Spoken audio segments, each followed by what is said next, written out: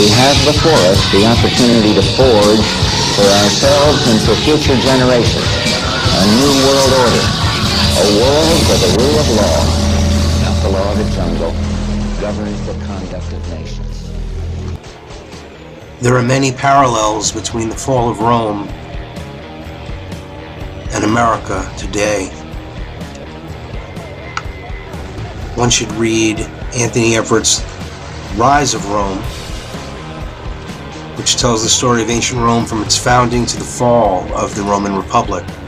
And then also Lawrence Lessig's Republic Lost, which covers the corrosive effect of money on our political process. And what we are witnessing is the loss of our Republican form of government as politicians increasingly represent those who fund their campaigns rather than our citizens.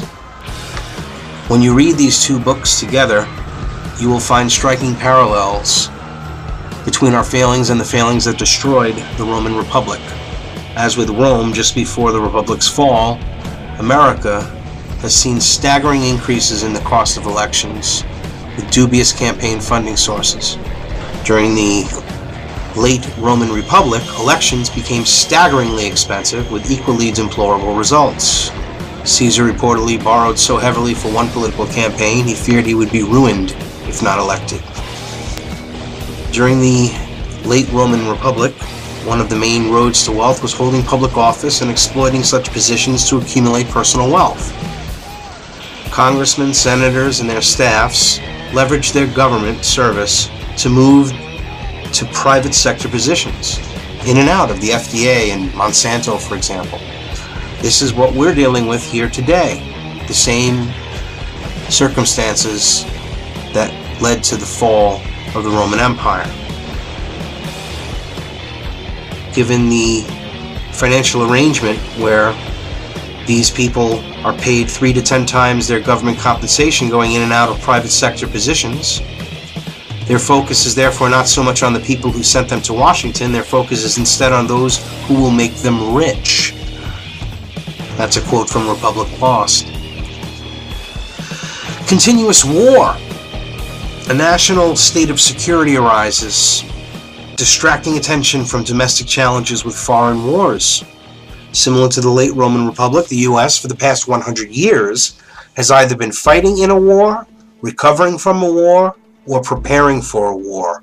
That's World War I, World War II, the Cold War, the Korean War, the Vietnam War, the Gulf War, the Afghanistan War,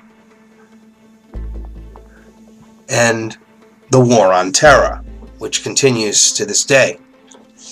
And interestingly enough, the fall of Rome came with the invasion of barbarian tribes, like these jihadists or barbarians. But we have this continuous war that's been going on.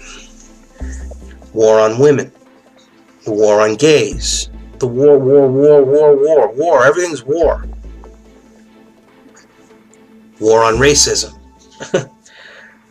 Everything is used to divide us, keep us at each other's throats. It's disgraceful.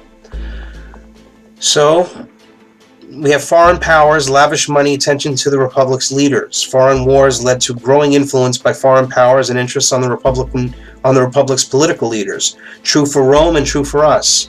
In the past century, foreign embassies, agents, and lobbyists have proliferated in our national capital. As one specific example, a foreign businessman donated $100 million to Bill Clinton's various activities. Clinton opened doors for him and sometimes acted in ways contrary to stated American interests in foreign policy. This is true. This is continuous. Profits made overseas shaped the Republic's internal policies.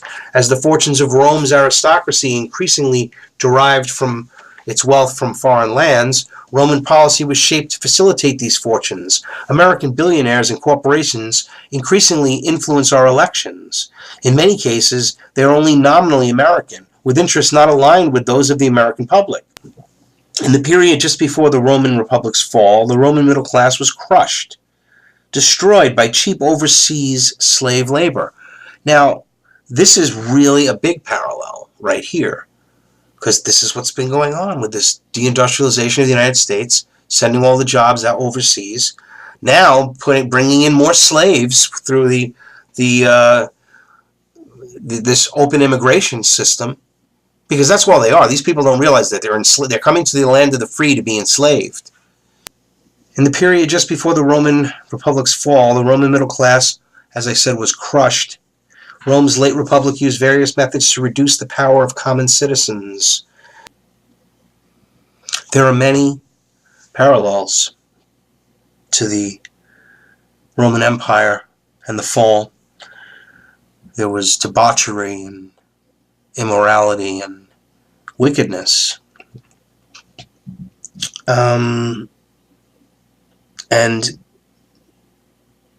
the media has just been, since the 60s, been pushing the envelope with nudity, sexuality, violence.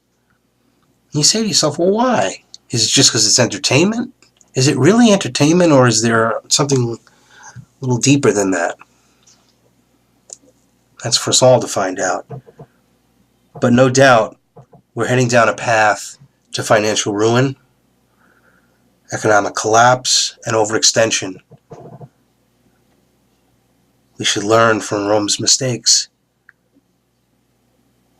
But sadly, most people have to take painful lessons to learn anything in this world. It's a sad truth.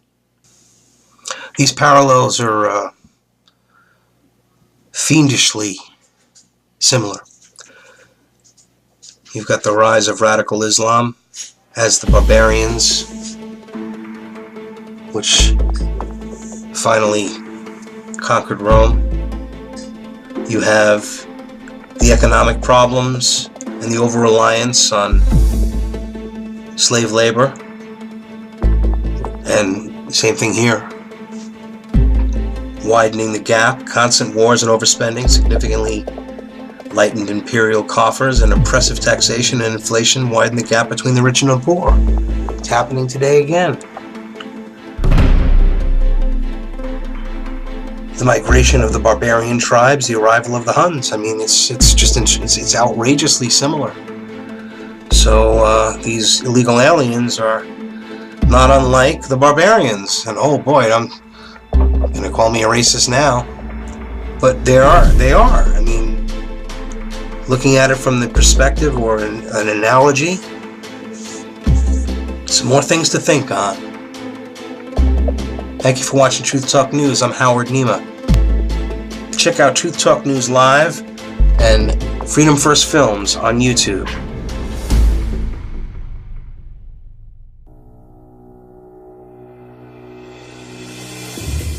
We are in process of developing a whole series of techniques which will enable the controlling oligarchy to get people actually to love their servitude.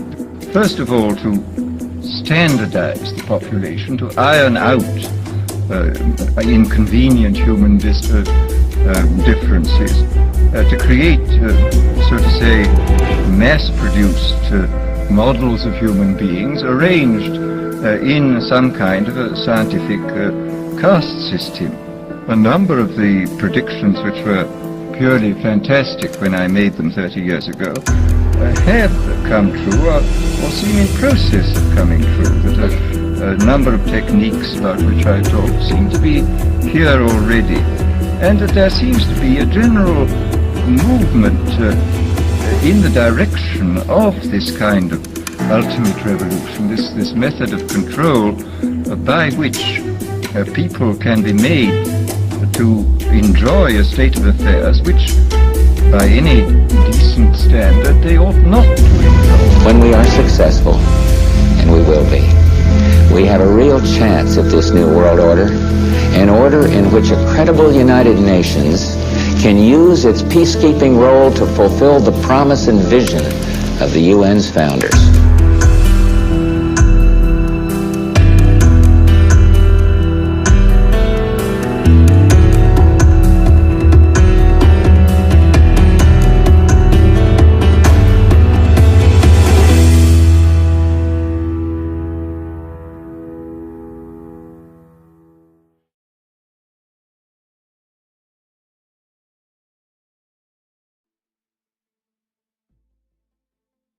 where the rule of law, not the law of the jungle, governs the conduct of nations. There are many parallels between the fall of Rome and America today.